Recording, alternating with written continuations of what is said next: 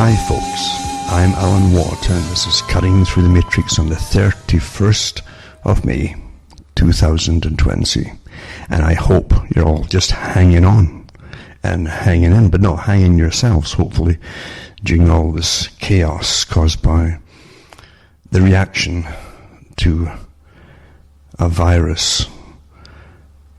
And as time goes on, of course, we're watching more pandemonium being created as part of this ongoing revolution that we're living through. The revolution was written about at the United Nations. It was written about from the Rockefeller Foundation.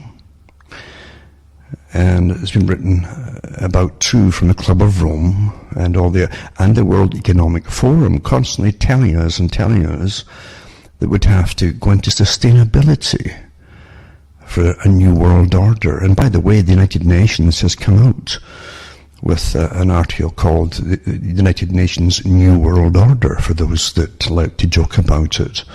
But they say it themselves. They always say it themselves from the horses' mouths, just like George Bush Sr. and Jr. both said the same thing.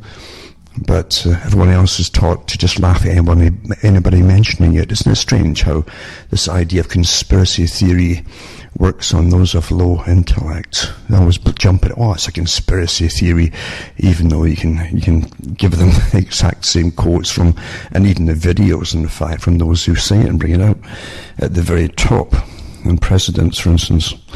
But it doesn't matter, as I say, facts don't matter in the system we're going through right now. But we're living through it, and they keep telling us, look, you won't listen to us. You've got so many minutes to midnight to stop the world from just going into self-destruct with too many people, too many of you, actually. See, all of you, the peasant class. And everybody below a baron and a sir and so on, it was basically a peasant. And that's most folk, even the folk who think they're middle class, because they can go down just as quickly, believe you me, if they're not necessary. And again, you got to look into the past to get to the present and into the future. And George Orwell, of course, summed that whole thing up in 1984. Because they controlled the past, and if you control the past, you can control the future and the present. In fact, in the present, you can rewrite the past if you want to as well, which they do all the time. We're living through this in fact, there's never been a time like right now with this COVID lockdown and the complete censoring across the whole internet and social media by the new information czars, unelected czars, and a totalitarian system. Naturally, it really, really is. But you can watch articles disappearing in real time when you're looking them up, if you could even get to them, because they shadow ban and you time out and all, try to get to different articles that have been there for years. And they just disappear eventually, rather quickly, in real time, as they go all out with this war on free speech and free thought and free exchange of ideas. You can only get their ideas that are authorized at the top from the czars and their teams, but not from anybody else, or even from yourself. I've looked up stuff I've said in the past myself. I can't find it either, but there you go. It's quite amazing, isn't it? The times we're living in. It doesn't surprise me, because I've been waiting for it for a long time. Because I did study, and I really did. I didn't not like the person who copies my bio. I really did study from a very early age, and went to the library and found the old books and so on. Excellent libraries they had in Britain and Scotland. And especially in the old reference libraries. Even in school, you could dig up some, because we didn't chuck the books out then. They didn't have what they call the weeding, the social librarian weeding that they have today, where they weed out books that are now politically incorrect. You had different versions of history that were more in tune with what really happened at the time when I was in school. And right down to money, it was fascinating when you're about 7 years old or 6. And you start thumbing through a school textbook meant for young children, very young, about money and armies and empires. Because empires just don't come out of nowhere. It's where you have structure and management and an organization to manage it all, right down to quartermasters and so on. that dealt with supplies for the armies and so on. And where did they get the money from? Well, they told you in the book, and it went right back into ancient Rome and before, and it was fascinating to see the peoples who went along with the armies and dished out the food and kept accounts, and they went back to the emperors in Rome and so on, or the Senate, to get all the money paid back to them. Nothing's changed. It's just astonishing. Life is really rather simple, because it all comes down to economics, eh? And we've been living in an economical system, like a monetary economic system, for an awful long time. It's so far removed from any natural little tribal collectivist society. The collectivist society they're trying to bring us in today is a global society, but it's a socialist type, run by really those who are the successors of Marxism. Maybe the third or fourth generation of Marxists, and they call themselves progressives now, if you haven't figured it out. And they use all of the techniques that Marx talked about using, and then they were refined again by Trotsky, and then with the revolutionaries in America too, like the Weather Underground, and so that further restructured how to have revolutions and fragmented revolutions within society of different groups all combating each other to get to a particular goal, and how you create it and use it. All that kind of stuff's going on right now to an amazing degree across the planet, and folk never figure out who's behind it. They've got little clues where you see certain peoples cropping up all over the place, just like now we do when you look at the CDC. And you can see Fauci at the CDC. You can see Fauci too at the Institute, of course, for infectious diseases and allergies and so on.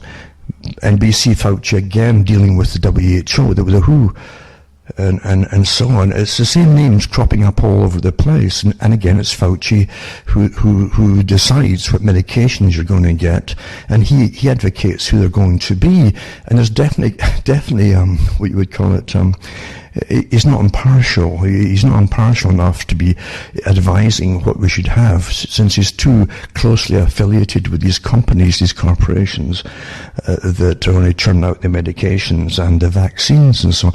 I mean, at one time we used to call these folk gangs. It's much better and pleasant, I think, term to use. It's very short, gang. Quite easy to understand, and in the gang you'll have the leaders of one part of the gang, but specialized lieutenants that would deal with other facets, like for instance vaccinations and so on, and big pharma companies, and then other ones that would deal with the government. We call them fascism, really. When it's fascism running government, it's really making sure that governments and agencies work together with the government, technically to make everything to work together, to make it work. But in reality, is to force it upon the public. That's what fascism really is. When governments are in bed with big private corporations and the money boys at the top that dish out imaginary money. It's not even just paper or plastic anymore. It's just blips on the screen. A good magic act, a really good magic act. But we're living through amazing times through magic, isn't it? Because most folk haven't a clue what's real anymore, what isn't real anymore. Let's get back to revolution, right? And the New World Order of the United Nations, and sustainability, and again the World Economic Forum. All these big groups all attend the World Economic Forum. All the corporations, all the top members of the WHO, the CDC, the Club of Rome, and every other group out there that runs their lives, and Rockefeller Foundation and so on. They all go to this WEF, you see. And they decide, with the futurists, how they're going to run the next part of their agenda. Not our agenda, because we don't have one. We to follow their agenda. It's forced upon us. And it's announced to the public just like it comes down from heaven.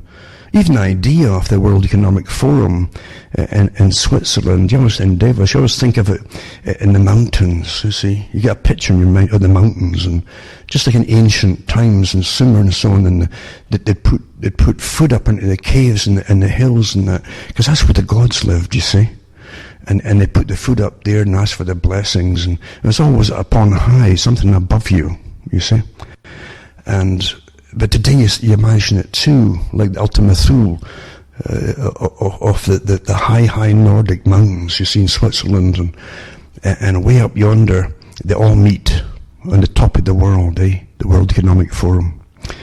And the overlords, none of them are elected, of course, because they've conned the public that somehow they're a natural appendage to government. You know, they graft themselves on. But they go there and they decide your future. I'm always astounded how folk can say, we're democratic, we're progressive. Well, progressing towards what? Right? Whose progression are you progressing towards? Because you certainly are not told, most folk aren't told about it. The leaders of all the radical groups are well paid and funded. I mean, they get salaries as like CEOs of corporations, or the leaders of these radical groups, you know. If you don't know that, they get lifelong pensions and everything. Incredibly well organized. And if you think they're not part of the Mossad, the CIA, MI6, you better think again, because this strange organization called the CIA has been running the world since the end of World War II, really. And overthrowing countries and nations, and plundering countries too, for the rich men in their own countries. This is how empires really work, you see. But yeah, back to Davos, and you're thinking about them, and they're way up there having their meeting, and they're having big, massive, it's incredible. Never mind the money that gets them there, and the money, it's not meant for the average Joe. It costs a fortune to get a hotel for the night, or a room, or even a little slum for the night, I suppose. You maybe bribe the person to get St. Bernard out the kennel, and then get in there for the night. But no, it's for the rich, you see. And they don't want the peasants around there. And but they decide what they're going to do in agreements, and they draft. And again, by the way, most of these big corporations have got their hands out to governments for handouts and public-private partnership deals, energy commissions, all these kind of things. And so here we are. The people who are going to pay for it all are the general public of the planet. We're not allowed to we can't get there, you see, and get a ticket to get in or in.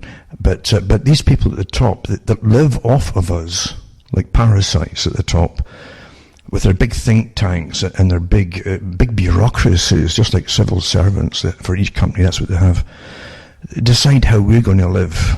And of course, they'd always make sure that we're going to be dependent on what they actually have and what they preside over. You see, whatever, like energy supplies and all that kind of stuff. And we're supposed to all follow along. And most folk do. They never think about it at all. They think it's somehow natural. You know, I mean, if you suddenly notice a third arm growing out your chest, would you think that was natural?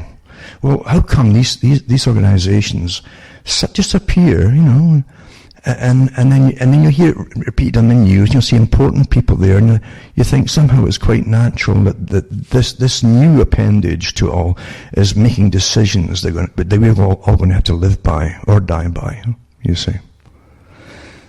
And strangely enough, just like Bill Gates, eh? And just like the Lucky Gene Club, I like to call it, because that's what they used to call themselves, the nickname for them, when they meet together, the eugenicists, the richest people and all that, and the influencers of society. Oprah was a member of it too. And the Influence Society, you see. They're the persuaders, you see. But here they are, you know, the same people are the WEF, and they're quite open about their agenda. Too many people.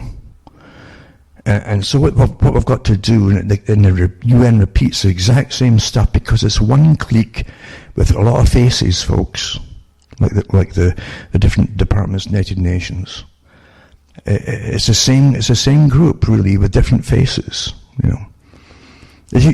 Forget Janus. You see, Janus is the old God idea, and much more than just that, of the one who looks forward and rules in front of them and sees and rules, but also behind him he's got another face looking backwards as well.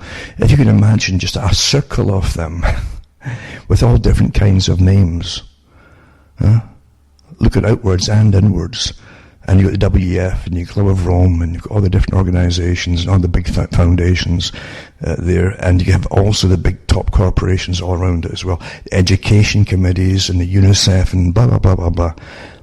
It's just a club with specialized branches, that's all. But they all meet, and they're all on board with the same. Too many people, too many of you, and they would like to bring down the population of the planet to fit their goals of a wonderful future for themselves and their own progeny, you see. Their progeny is worth it because they have better genes than you.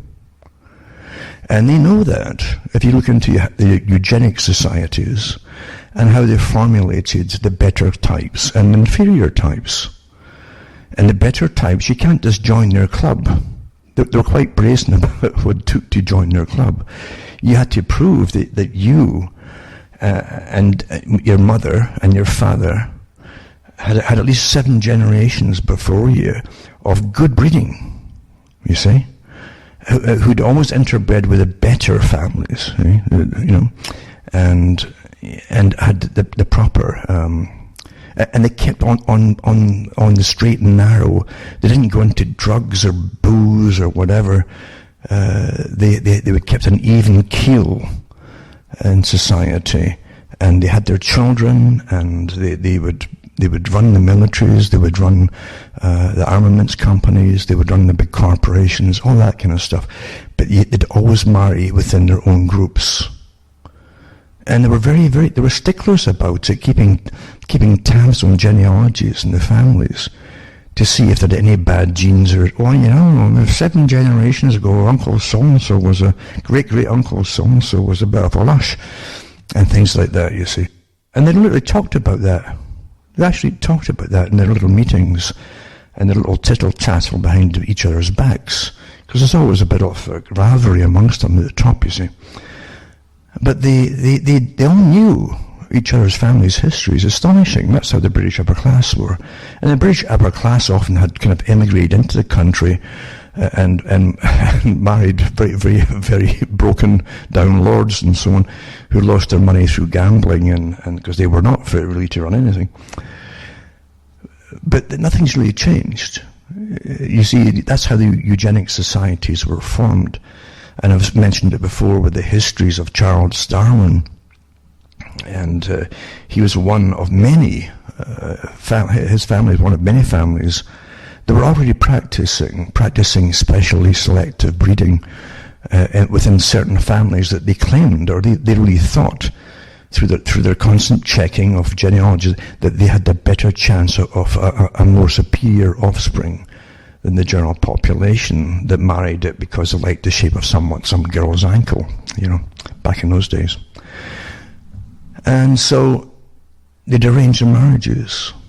Yeah. There's many ways to look at it, because psychopaths can also marry psychopaths, or the offspring of psychopaths. And it's true, they've done studies on that too, and found out that going way back, you could find that the really nobilities came out of warrior classes that were really families that started to slaughter families round about them. You had a big family, you see, and you start slaughtering, you take them over, and all the peasants underneath them then were yours. And you got a bigger base to draw an army from, and you'd build it up and build it up. But the leaders, you would marry some other psychopath's daughter, you see, another warlord's daughter from either your own country or a different country, and amalgamate. You see, that's how they accumulated wealth and so on. It's quite an old history, but that's how it used to be for many, many centuries.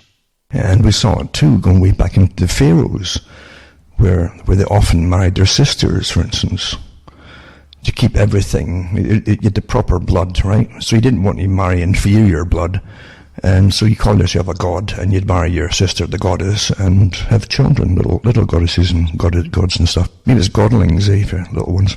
But anyway, it's interesting to see how it's always been much the same.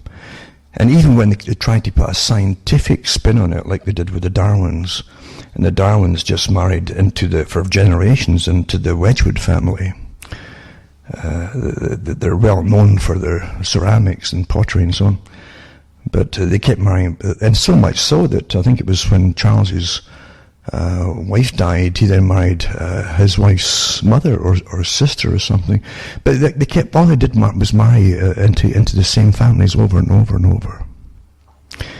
And of course, then you end up with unfortunate traits as well that are very predictable. Because all of the Huxleys too, who were also related to the Darwins later on, you'd find they'd all have terrible headaches and things like that, and depressions. Even Julian Huxley used to have depressions, came on him. But they got it all too from Darwin's bulldog, and of course that was Thomas Huxley. It was. He was called Darwin's bulldog. He took over when Darwin died and pushed the whole idea of eugenics and superior breeding and giving it a scientific slap instead of the usual blue blood stuff, to make it more scientific. If you quote things in science or the terminology of science, it seems more real and more genuine. Put it that way, credible. So that's what they use for it. So right down to the day, you find the same things going on. The same people, right? The same people with the same agendas that they had centuries ago, who now believe it's time to have the great leap forward and get rid of all the peasant stock that they don't need anymore. So much so, they say they could even recreate a peasant stock genetically if they really had to. It isn't just, you've heard about the arcs that they have, right?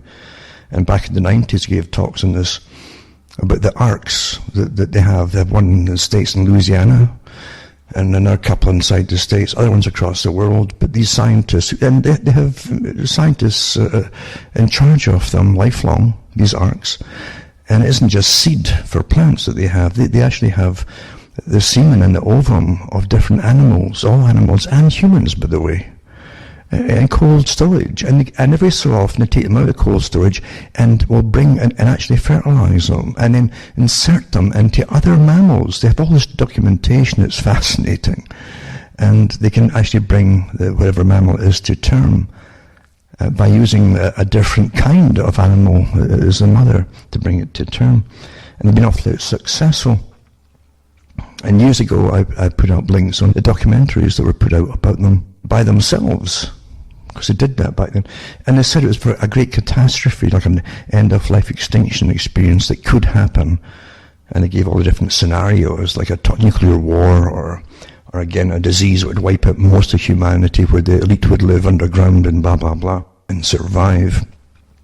But then they could come out and then repopulate the planet, including a working class stock that they could basically create there from sperm and ovum that was frozen. Just astonishing, what they've done to make sure that they can survive for themselves, you see. It doesn't matter if most of the people just perish. In fact, they'd be quite happy in this day and age if most folk perished. And they're rather outspoken these days about that. But now it's always put under sustainability. It's for the good of the planet, and it's for good for the animals. Just too many folk competing with animals and yada yada yada. So it sounds again all scientific. And it's always for the betterment and the good of something. You see, whatever they do to you. It's always for the good, the greater good. And they never come out and says, we just want to get rid of you, for goodness sake. So they couch it in nice cozy documentaries and things like that. Nice, wonderful. We're here to help you. And bring on different university graduates or professors that dedicated their life to helping. You just don't realize that. No, it wasn't for the money, it wasn't for the power nor the prestige, and it wasn't so that they get picked for survival for themselves when the rest of us go down the tube. No. These professors, they come out openly now saying it's time that the people around 65 just died and took euthanasia, like the professor in Australia. They trot him out every few years, to give these talks on television, apparently. I've only seen clips that folks sent me. But he gets all the publicity he wants because he's a spokesperson for those at the top. And they do their best to persuade you. It's for the greater good, that you shouldn't collect that pension. And you've had a good life, you know. You've watched lots of television. They give you lots of good TV programs to watch most of your life. That's what you did with it. And then you emulate what you saw on TV. And if you didn't have any children, you were really good, you see. But even if you were very good, they still want you to just self-annihilate at the age of 65, leave the pension money, because the government then could use it for good scientific endeavours for the future of the planet and those that are chosen to live on it. So this is how it really is, folks. I'm using a bit of a satire to put it across, but the satire is completely loaded with the truth. You're so used to being talked to like a child. And you can present anything through a good documentary using psychologists and behavior. You can put something across in no time at all and have most of the folk having tears in their eyes, and at the end they'll say, okay, yeah, you're right, okay, we do sign on for elimination at 65. I'm not kidding you. It can be done. It can be done. You have no idea the power of the television. And George Orwell talked about it too, you know, that the TV could convince people of anything and to do anything or behave in any way that they wanted them to. Yeah. It's been done. But the folk don't know. And so getting back to the third arm sticking out their chest, what's that thing called, the World Economic Forum? Well, again, you don't vote for it. It just created itself. The rich folk of the earth create it for themselves. And you don't matter, you don't count, because these are the ones who are going to make the changes in the world. Not you little peasant, and all you do is change the channel on your TV. But these folk literally decide what you're going to get in TV, and what you're going to believe and not believe, and how you'll behave, and what's good behaviour and what's bad behaviour. And what they're going to teach the children. Yeah. Not to have any children either, you see. Good. Yeah.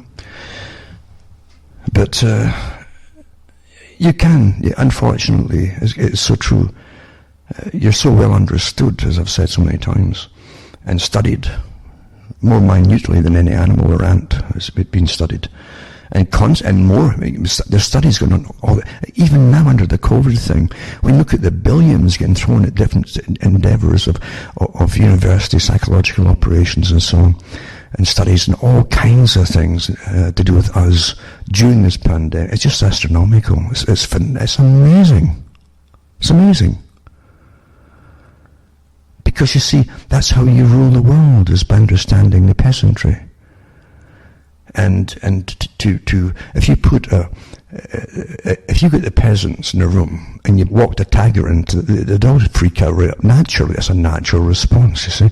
But they find other ways of doing it that won't elicit the same kind of fear. They could train you to go up and cuddle that tiger. You see, if they wanted to do that, they could do it. You've seen the people. I done the articles years ago. There's a woman, and I think was it Canada or was it Alaska, I can't remember. But she took her two children. She was a greenie, and the greenie hugged the trees, and Disneyland makes you love all the animals, you see. And her daughter, when they saw a bear, her daughter ran towards it, and the bear swiped her and killed her. And the son went to try to help the daughter. He got hit as well. And then a few days later, they talked to the mum. And she says, I don't want the bear to be put down, She says, it's not the bear's fault and so on. And the saddest thing was she couldn't see it was her fault. Because you don't let children go and run towards cuddle bears in the wild. Anyway, I mean, that's it. They get that from TV. They really think it's a cuddly Disney world out there. These animals, have you ever seen bears fighting each other? Whoa. You won't want to be around that. Each swipe could put whole slashes through a house in seconds. Just woof, woof, woof, woof. They wouldn't even notice it, the bears. So you don't go and cuddle them, They're wild animals. Leave them as they are. And give them a good birth. They'll give you a good birth too in the wild. That's how you do it. But you can convince the people of anything, and unfortunately it really does work with the people. They're almost ready to sacrifice the children and themselves to the nice bears, You understand? Don't look at any particular problem or event in one direction. Unidirectional. Look at it from different angles. Because there's many things you're seeing at the same time there.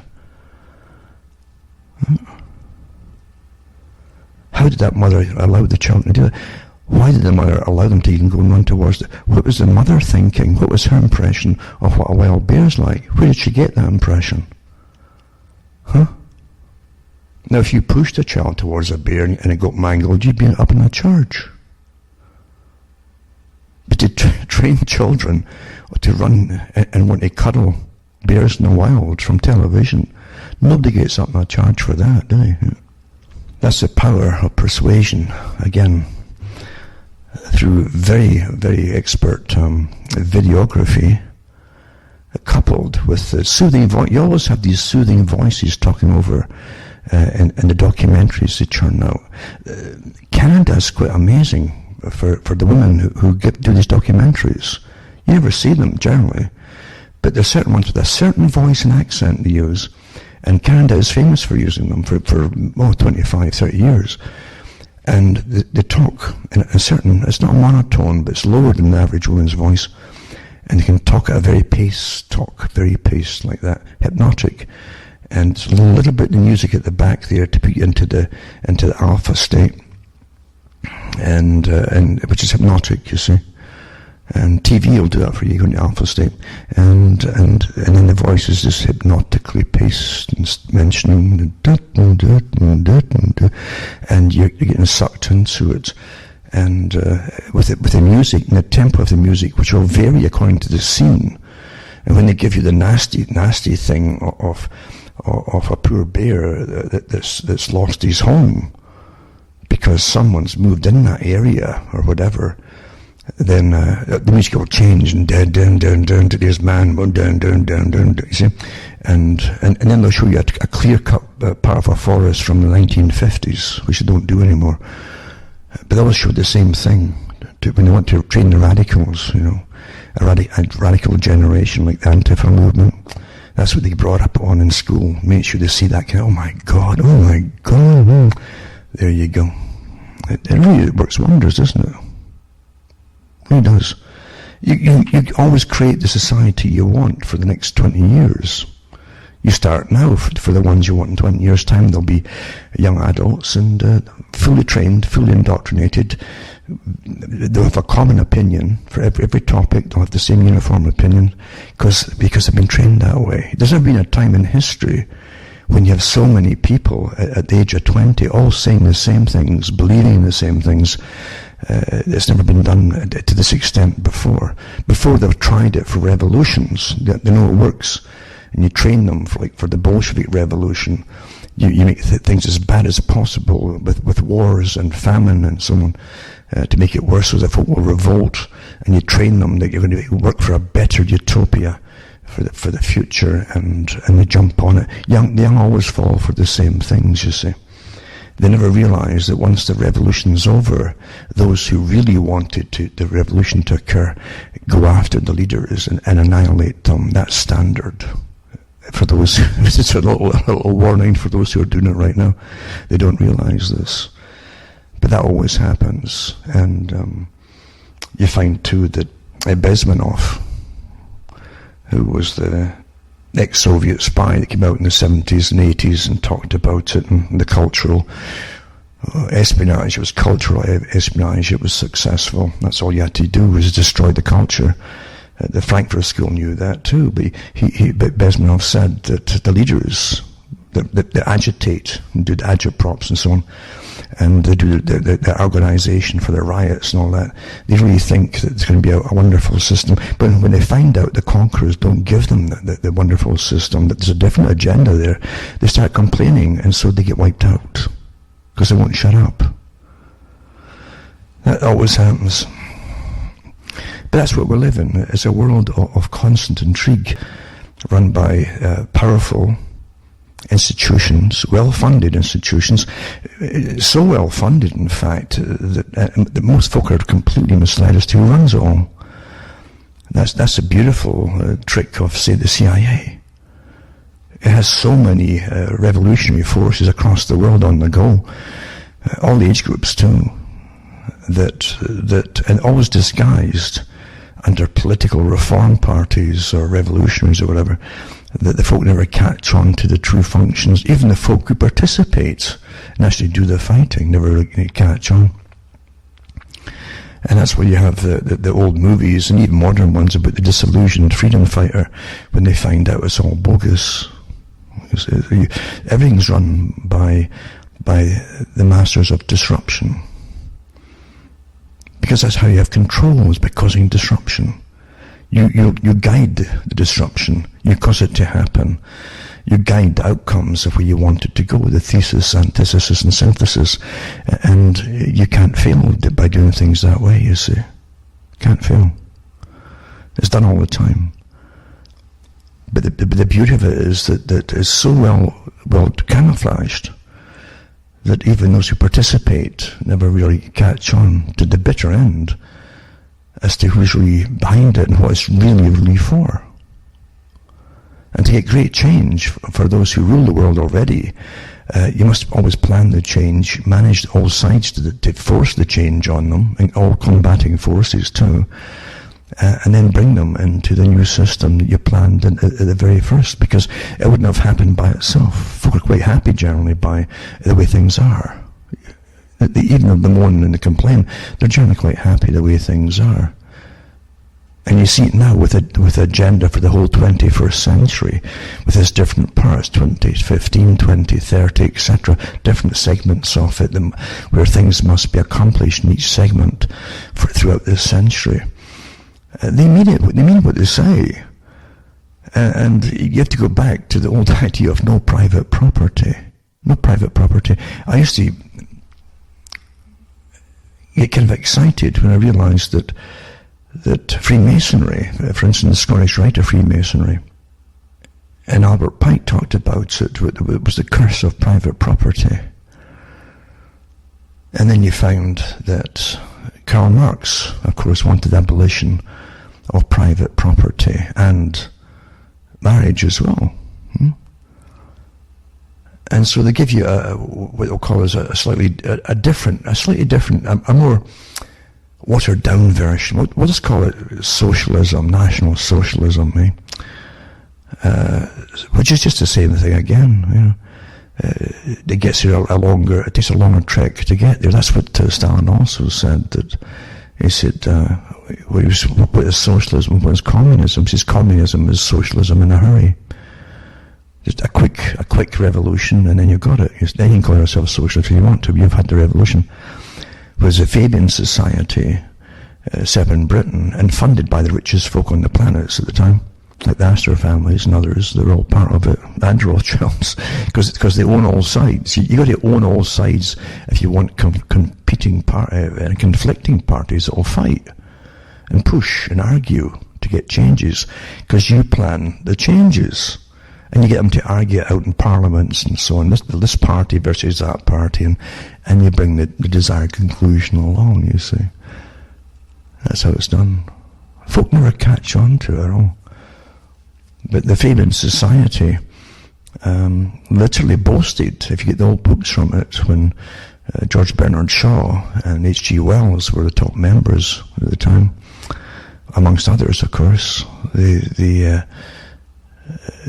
had lots of correspondence with the Soviet Union, the early Soviet Union too, and they boasted they had a direct line to the desk of Lenin and then Stalin, and then of course then Trotsky, and then they had a little tiffs. You still see the old letters from Trotsky addressed to them if you're bored to read through them. Most folk don't read this stuff, but it's interesting to see the slanging matches. We've got a slanging match where they criticize each other because Trotsky wanted instant rebellion and stop this playing the political game to achieve your goals by the Fabian, meaning the slow technique.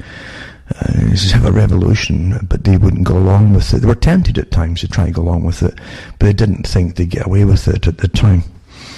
And they couldn't get the public ready for revolution so quickly.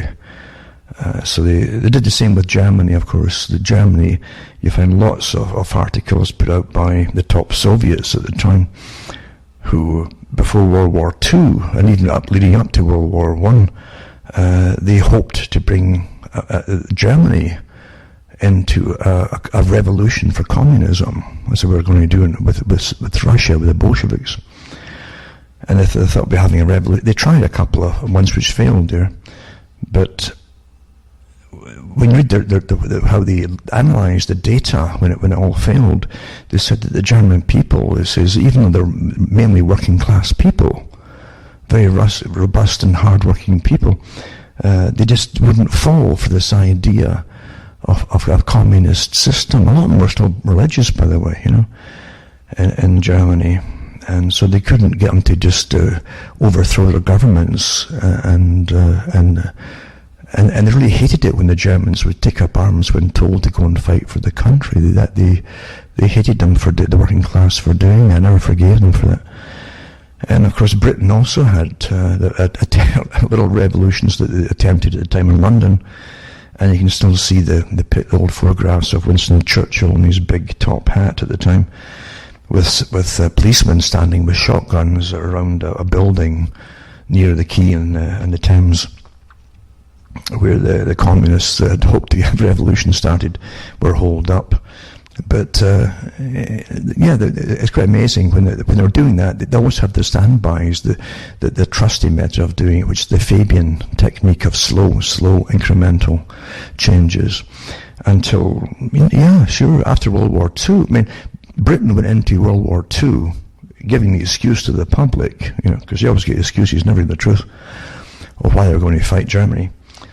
But they were going to fight supposedly to save their way of life and their culture and their traditions and everything, and so they're going to fight National Socialism, which was Germany, the National Socialist Party. And at the end of World War II, supposedly the victors, they were worse off than Germany. In fact, Germany got on its feet far bit faster too, with economic aid from all the countries, and through the United Nations and the World Bank. They got Germany on its feet much faster. But Britain emerged from World War II as a National Socialist country. The very opposite of what it was fighting initially. So you understand, you're taken for a ride when you lose your sensibilities and you start parroting propaganda. And you start believing in the propaganda. You've lost your sensibilities. You won't actually see what's really happening. And the folk don't see what's happening as they go through, let's save ourselves. They lose all sensibilities when it's panic mode, whether it's a pandemic or it's a war. You're all going to die, give up your rights and freedoms, do what you're told, and starve yourselves through rationing and obey. And they all do it dutifully. They never fail. So Hitler mentioned that too, so did Stalin. And Stalin was more vocal about it. The techniques work so well for terrorizing the public. Get them to obey you to save their lives, and then you do whatever you want with them. It never fails, but folk always forget. Most folk lose their sensibilities right off the bat. They really do. And then remember the Green Party. I've got an article somewhere a few years ago in Britain where she said that she looks back with nostalgia at the way her parents and so on put up with World War II and the Blitz in London, and they seem so happy and resolute to get through it, even though they're on terrible rationing and starvation, but everybody obeyed the law and they did what they were told, and that's what appeals to those in power, when you do what you're told and obey them and put up with all kinds of hardships which you shouldn't be putting up with in the first place. Nothing changes. And what's that got to do with anything today? Well, you're going through it again. If you really think this pandemic just came out the blue, fine, you can toss that up in the air and argue about it forever if you want to, but the preparations for it certainly did not. And you can't, I keep saying this, in the 1990s, the Project for a New American Century, the PNAC group, that eventually got in with George Bush, and in the 90s, when they met more informally, even though some of them were in governments at the time too, they wrote their list out, the list of countries they wanted to invade and take over and plunder across the Middle East and so on, and Asia. And we've been doing that ever since, actually. And they got little George Bush in there, and the same members, of course. And 9/11 happened. They even said it in their articles. They need something to get the first thing you must do is get public opinion on your side. You must get the support of the people if you want to go to war, you see. So they said they would need something on the scale of a Pearl Harbor event. Well, no one's going to complain about the Japanese attacked Pearl Harbor. Of course, there's lots of things about that, but regardless, they did attack it. And that's what you need to go to war, you see. And bingo, I mean, literally, within 2 years, or 1 year, they got what they wanted. 9/11 happened. What luck for them, eh? They actually say to get all this agenda done, eh? You would need a Pearl Harbor event to galvanize the people to be behind you for war. And bing, they get it. They get it. And then all your freedoms get tossed, not just in the US, but across the planet. Everybody's in the same mode. Oh, we're all allies. Oh, let's all sign the same things into law. Let's use high technology to censor speech and monitor the people. Let's build big, almost cities to collect all the data and for everybody's chit-chat, etc., like the NSA and all the organizations they're using. I mean, and then you train the people not to mind it. And sure enough, eventually they get used to it. Do you ever wonder why folk put up with the Soviet Union for so long? They got used to it. We can get used to pretty well anything. You get used to it. It doesn't mean it's right or proper. And once you get, they know it too, that once you get, say, 20 years of constant surveillance and facial recognition and all thumbprints, iris scans, they can push it to the next step because they've all accepted it. It's normal. You normalize anything. It's a new normal. I came out with a new normal years ago. And here's another new normal you're going through now, because here's the second phase of it. And so at the World Economic Forum, you have all these big industries, the electronic companies, and all work with them. They're all part of, by the way, of the military-industrial complex, all these different ones that are going to churn out your bracelets and apps and so on, for monitoring you for COVID and all that. Can you get out your house? Can you not get out your house? You've got to get this app, yada yada. These are the same people who are part of these people are part of the military-industrial complex. Each corporation that you hear is a part of it. And so they get big money from the taxpayers again, because you're in a fascist society, and then they make more chains for you, and you'll adapt into it as well. Well, I can't go, I have to go to that flight, I forgot to get my app upgraded for my immunity passport and blah, blah, blah. And that will be common phraseology given 3 years from now. Here's one example right here. One of many, actually. Just with the bracelets alone, never mind the apps that they have for your phones. And of course, everybody's going to run towards it. I've got to get the app on my phone. And give it snob appeal, and give it more. What to buy this one is expensive. I mean, it's a better one than the commoner's one. Folk are really pretty dumb, you know. You only see it coming out in times like this, like these. And this one here is coronavirus monitoring bracelets. Flood the market. Ready to snitch on people who don't distance. Wow. There you go. And that's what they've even got them for factories, by the way. And adapting them so that they'll go off with alarms if you're closer than 6 feet away. Even I've got articles here today where in Britain, I think elsewhere, they're dropping it to maybe 3 feet's okay away. You know, is it just the magic slide rule? It's all magic. It's nothing to do with reality or science. So anyway, here they go. It's the surveillance firms around the world are licking their lips at a once-in-a-lifetime opportunity to cash in on the coronavirus by repositioning one of their most invasive products, the tracking bracelet. That's the one that Tam in Canada is pushing. Of course, you mentioned that years ago. Been interesting to find out how many at the top have got shares in the products as well, by the way. They'll be given shares, I'm sure, to promote them in their own countries. Body monitors are associated with criminality and guilt in the popular imagination. The accessories of Wall Street crooks under house arrest and menace to society parolees. Unlike smartphones, de facto tracking devices in their own right strapped on trackers are expressly designed to be attached to the body and exist solely to report the user's whereabouts and interactions to one or more third parties. They don't play podcasts or tell you how many steps you took that day to sweeten the surveillance. It says, but a climate of perpetual bio-anxiety has paved the way for broader acceptance of carceral technologies, with a wave of companies trying to sell tracking accessories to business owners eager to reopen under the aegis of responsible social distancing and to governments hoping to keep a closer eye on people under quarantine. And it goes on and on. But that's this one example, and that's from Global Research. And it's a longer article, of course, but I know they're also putting into them more data, and of course they report to you if you're out of. You see, they put you into a certain area, which of course all totalitarian systems do eventually. And of course, under Agenda 21, they don't want you moving outside your area that you live in. Huh? Did you know that? I hope you know that.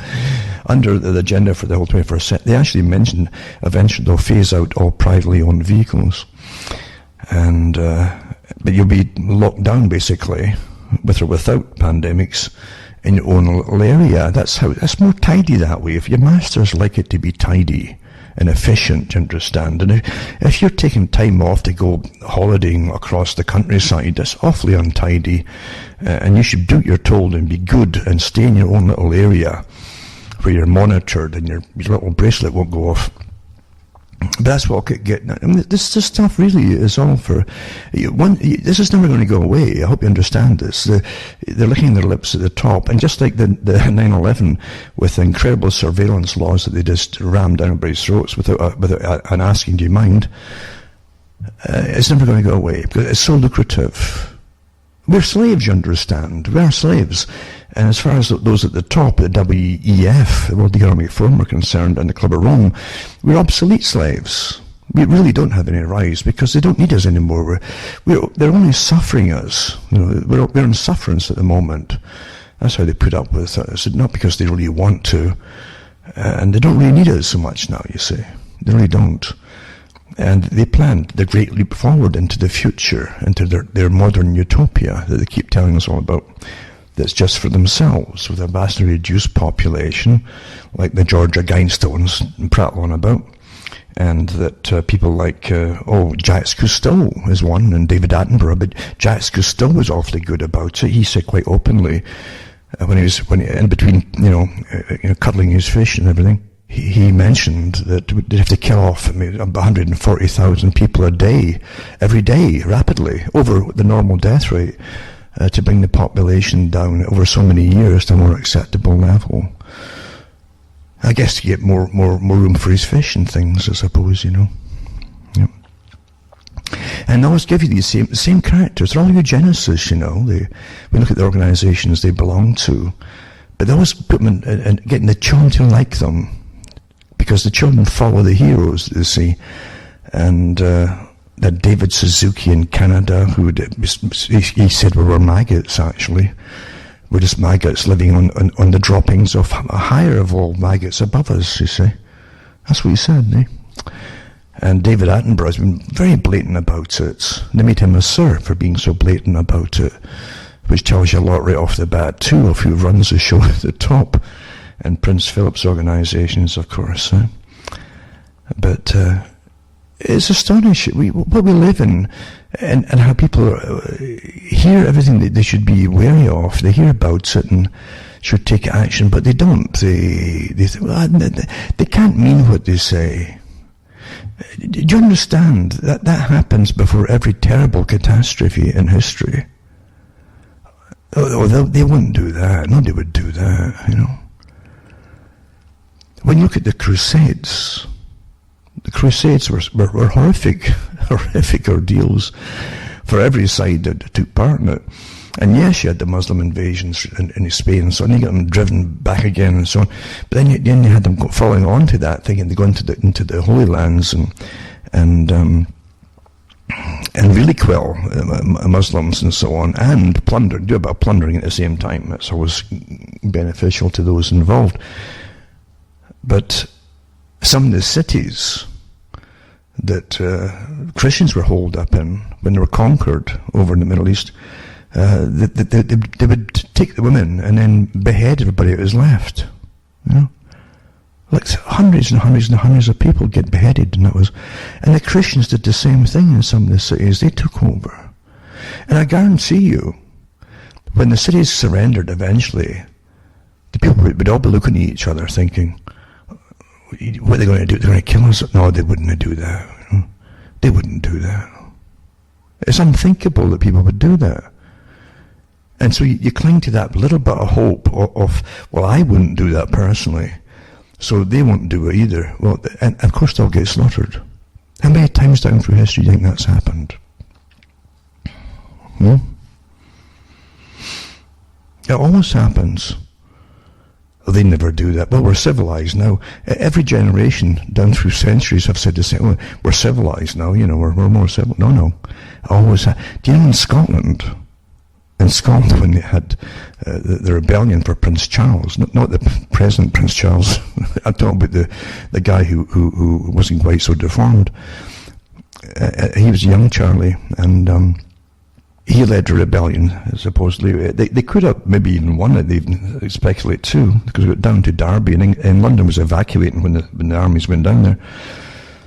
But then they got bad news, and there's an awfully good spinner of tales sent out to deceive them and says, oh, the English armies arrived on the coast. They hadn't arrived on the coast, but they believed that and started retreating back up to Scotland. Well, that was decided by England, or London really, who ran everything,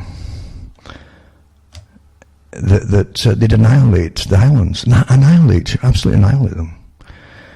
And the troops they sent up there after the battle were really convicts and murderers, but they were given permission to go slaughtering through all the Highlands. And they did. They wiped out thousands of families. Thousands of them. Now that was an ancient history. Yeah? It wasn't that long just before the American Revolution, in fact. And it's happening in your own country, right? And I'm sure they're all saying the same thing, that it could never happen. They'd never do that, but they did. They did. And then for 100 years after that, they were deporting them off the land to Australia, Canada, and everywhere else. And for the males, especially, that were fighting age, they could always join the British military and go off and fight and win the wars for the city of London. Who ran everything. That's where all the money was involved. And the average English person was just the same, because they were just as basically in the dark about how things really ran as the peasants in Scotland. But London was the centre of all. Very old centre indeed. But every down through the ages, that's how it is. Oh, they'd never do that now. They never do that now. And then again, as I say, when Britain had its empire on the go, you have to look at the Official Secrets Act. Every country uses it now. But Lord Kitchener, his record couldn't be opened for the general public to see for over 100 years. Now, he was the troubleshooter of the day for the empire, and he would cross Africa, North Africa, and he was sent into India and so on after rebellions, and he would just have them slaughtered. He would just use martial law. I think it was every fifth man, in a village, whatever, just grab them, doesn't matter who they were, and pull them out, and in front of the rest of them, shoot them, you kill them. And that was the lesson that you put out there. The war of terror didn't start with Lenin. Question everything. Intelligent.